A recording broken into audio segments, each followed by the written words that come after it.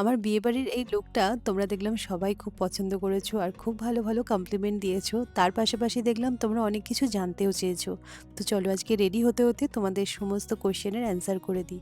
শুরুতেই যেটা তোমরা জানতে চেয়েছো যে এই শাড়িটা আমি কোথা থেকে নিয়েছি আর এই শাড়িটার দামই বা কত?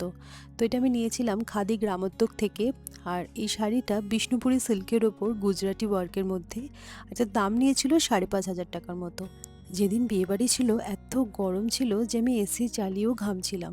তো মোটামুটি আমার মেকআপ ডান। এবার জুয়েলারিগুলো পরে ফেলা যাক। জুয়েলারির ব্যাপারে দেখলাম তোমরা অনেকেই জানতে চেয়েছো, তবে আজকে যেই জুয়েলারিগুলো পরেছি সবই কিন্তু সোনার গয়না, তাই লিঙ্ক আমি দিতে পারবো না।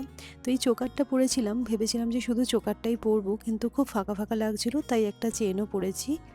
তোমাদের মধ্যে থেকে কেউ একজন আমার এই ইয়াররিংটার ডিজাইনটা ভালো করে একটু দেখাতে বলেছিলে। তো এই ইয়াররিংটা আমি নিয়েছিলাম সেনকো গোল্ড থেকে। আমার জন্মদিনে সৌরভ গিফট করেছিল।